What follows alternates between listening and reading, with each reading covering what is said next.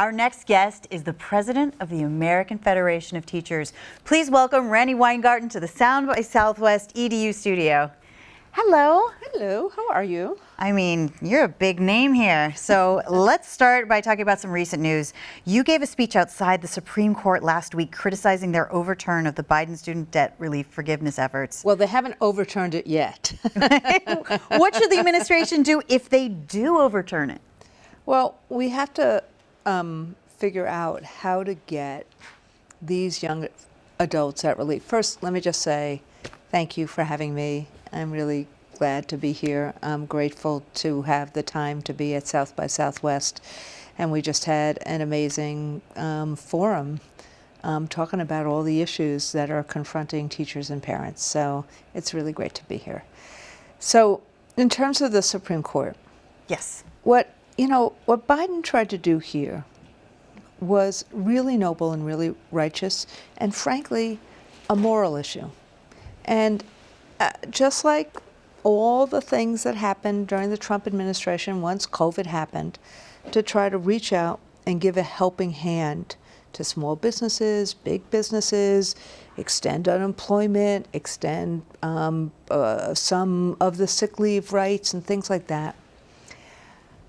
As student debt is starting to be collected again, it was paused for a long time. What Biden tried to do is say, look, there are so many people who live basically either paycheck to paycheck or are really struggling. Right. And we tell a lot of these kids, there's 43 million people who have student debt, we tell a lot of these kids, go to college, go to college, go to college. And if you can't afford it, take a student loan out.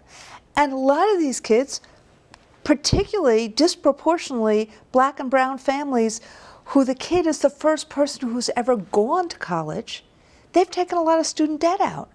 And they haven't been able to make up or recover from COVID. So he said, okay, I'll give you $10,000 if you make less than $75,000 or $125,000 if you're married, $10,000 so that you can start having a run-up to repaying student debt. And so we can defray some of it as we have done with small business and big business and so many others.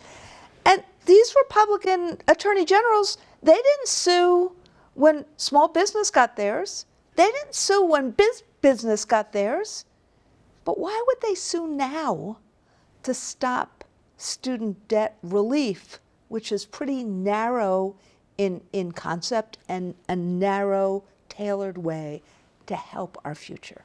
So if it gets overturned, what's the next step? What are you going to do? So if it gets overturned, we're going to try to figure out other ways. I mean, the Biden administration will try to figure out other ways to give kids this relief. It may be that we just keep a moratorium on student debt.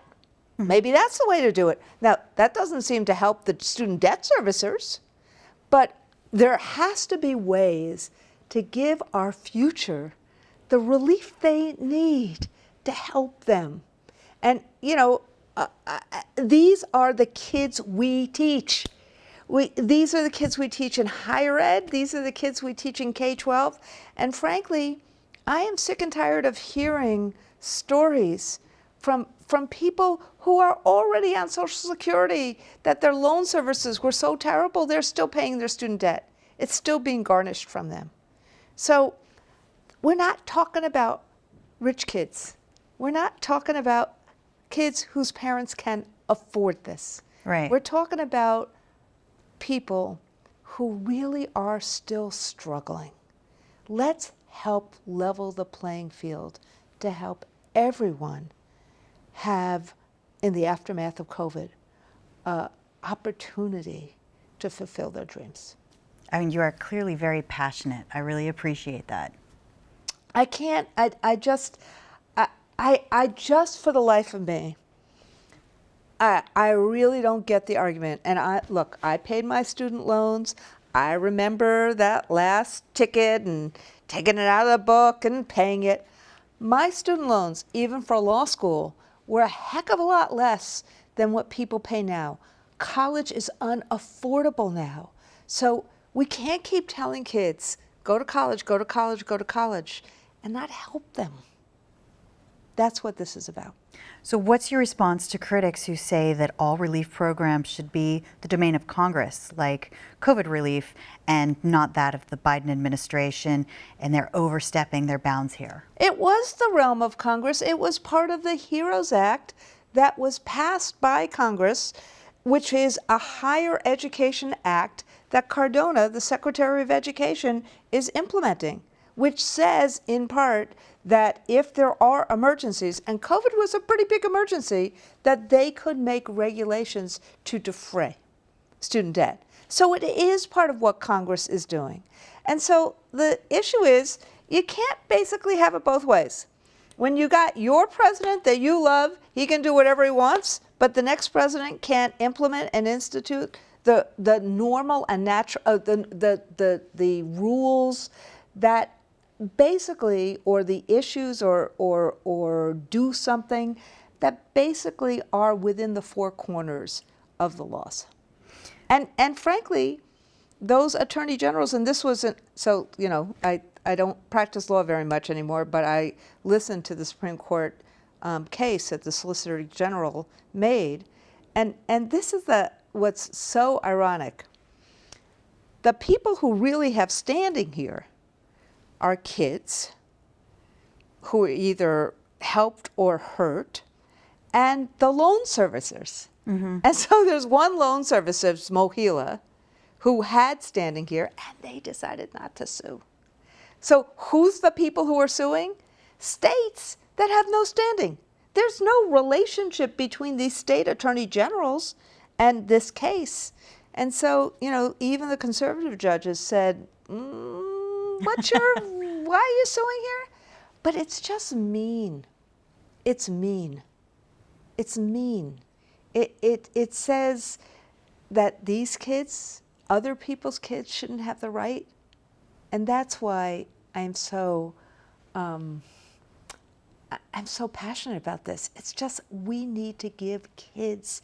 We keep on talking about kids, what happened during COVID, how kids' schools were closed, kids didn't get what they needed. How can we talk about kids in one hand and say, look, they need so much, and then when the Biden administration is trying to do something to help these kids, then say, oh no, not that.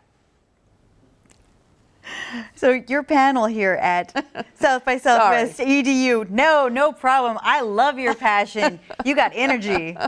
Your panel here is on why democracy requires public education.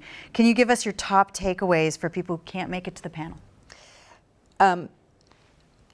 Public education and democracy go hand in hand. In the United States of America, we are pretty much the first country in the world that has tried a multiracial democracy. If you think about the other democracies that have happened historically, Greece, Rome for a little while, Western Europe, most of these were not multiracial. The United States is multiracial, and it's hard. And so you see, when we make strides, then there's backlash. Yeah. You saw it with President Obama, and then the backlash. You saw it with after the Civil War, and then the backlash of Jim Crow. Sorry, I am a AP Social Studies teacher. So what's happened now is that there's been this, the issue about whether or not we have a multiracial democracy hangs in the balance right now. This last election, 2022, most of the election deniers were rejected. That was a good step. But look what's now happening on TV in the last 24 hours. One of the TV stations, Fox and Tucker Carlson, he's gotten all this January 6th tape, and he's saying, oh, it wasn't an insurrection. Even Mitch McConnell has said that it is really wrong for him to be doing that. So you can see that the democracy hangs in the balance. And so how do you stop it from hanging in the balance? Education, civics, where does that happen? Every child is entitled to public education in America, but it's not just children. It has to be, how do we help create the muscle of citizenship. And not one where we say to people, well, you should be a Democrat, or you should be a Republican, or you should be an independent. No, it should be, how do we help kids learn how to think? How do we create that muscle of civic participation, of citizenship? So, what was the panel today? Democracy requires public education for all kids to learn, and for us to actually help all kids have the opportunity that they should be entitled to. That requires democracy. You think we should put civics as a priority in the classroom right now? Absolutely, absolutely. But as, again, a social studies teacher, we can't make it boring. Oh, we can't say to people, okay, there's 3 branches of government: the president, the Congress, the judiciary. Part of what we need to do is actually do action civics, engagement, inquiry, empathy. And that's where things are starting to get really sticky right now, because part of what a teacher's job is to answer questions, is to stimulate inquiry, stimulate critical thinking. And often in my classrooms, kids had different views than I did. Mm-hmm. So part of what your job is to help stimulate the inquiry around it, the critical thinking around it. Not to say, this is my view, you should have my view. Right. But to actually try and create an engagement, a muscle of citizenship. And sometimes people get really antsy about that, because there's conflict if you don't agree with each other. Like what happened with, in any of these situations where somebody, like Kari Nichols,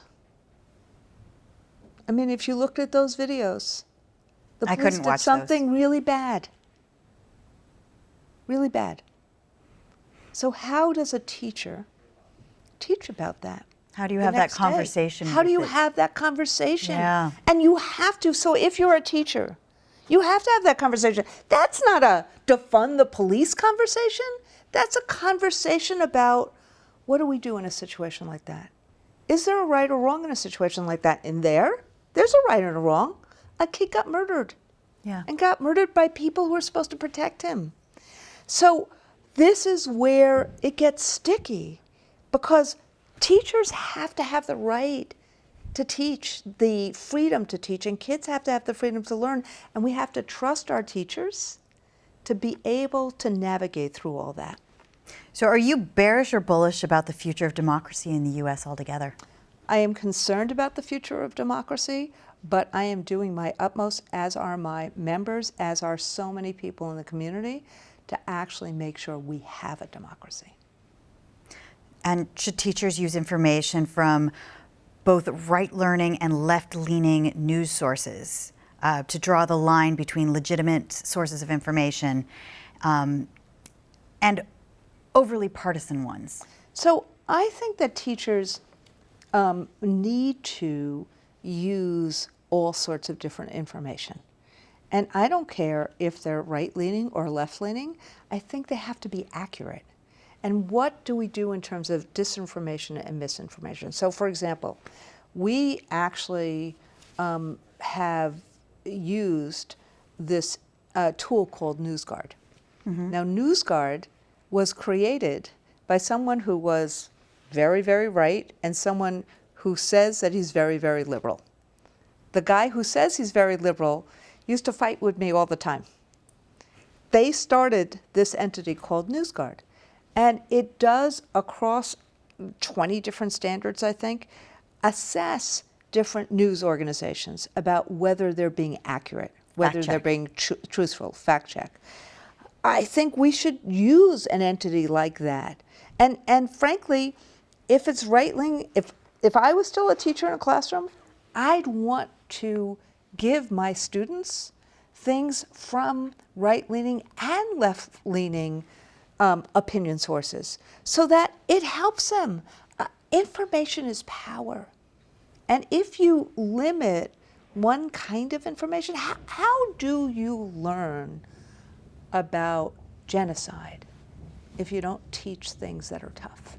You need an informed debate. You need an informed debate. I used to teach when I taught. I used to have a debate about whether or not we should have dropped the atomic bombs.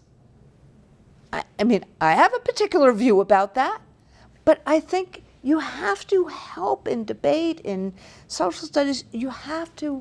Kids' minds are supple. You have to help them learn how to think, how to problem solve, how to navigate the world.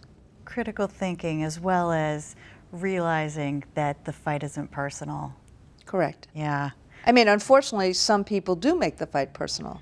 And when they refuse to see kids for who they are, when they bully, gay kids or trans kids, then it does become really personal, because we have to fight for the vulnerable. Do you think that the current political climate makes it next to impossible to debate education issues objectively? I think in some states, when they start taking away people's rights to speak, to talk, to answer kids' questions, that's bad. That's really bad. I mean, how do you actually stop a school teacher from using a book about Roberto Clemente because you don't like that he said something about the racism that he endured? How do you do that? What did the pandemic teach you and the teachers union? Does the union views, have they changed? Have they evolved? And if so, how? Well, I think that what the pandemic did was showed the world how well we MacGyver everything. Because think about it, for the first time probably ever, schools were closed for a really long period of time. And as you know, we tried. So schools were closed in March 2020. In February of 2020, we kept doing press conferences and asking the CDC and asking the Trump administration, help us figure out what the heck is going on here. What do we need to do? And then all of a sudden, that week in March, everything closed. Yeah. And you could see the schools that had internet and technological equipment and schools that didn't. And you could see homes that had them and didn't. And what teachers ended up having to do, literally within a nanosecond, no one had a lesson plan for this. No. Nobody did. So teachers MacGyvered. Teachers figured it out. But what was clear, I think, to everyone, and we started in April 2020. April 2020, how do we reopen schools? How do we get our school buildings reopened? Because we understood that, yes, of course, people had to be safe, and yes, of course, we had to follow the science. But we understood that school was more than reading, writing, and arithmetic. School was relationship building. School was community building. And frankly, the community, obviously kids need it, obviously families need it, but the community needs the ritual and the stability of school. And so this whole period of time of wherever you say COVID is, wherever we are in it, are we in the middle, are we at the end, who knows where we are, but we are certainly, going forward with our lives. But that 2-year period of time where kids were in their devices, teachers still tell me to date, it's really hard to have kids. Kids are having a hard time looking eye to eye, like Really? I am looking at you. I mean, I was just in a school in Baldwin this last week, and I constantly ask teachers when I'm in classrooms with them or in hallways with them, I'm like, how is it this year versus last year? And kids are still having a hard time. I'm still re-regulating. optimistic. I'm totally optimistic. I feel like that people like you are shaping the way that we are moving forward. People like school teachers in classrooms. Teachers are definitely the heroes in this situation, the way they pivoted and the way they're moving through to 2023. I want to thank you for being here. I really appreciate your time. Thank you. Welcome to the South by Southwest EDU studio. That's it for us. Randi, thank you. Thank you. And thank you all for joining us today. Thank you for watching. You can check out our daily schedule of interviews at our website at schedule.sxswedu.com. And you can watch all of our studio interviews on the South by Southwest EDU TV app and on our YouTube channel, youtube.com/@SXSWEDU. I'm Kari Byron. Make sure to tune in tomorrow for a whole lot more from the South by Southwest EDU studio.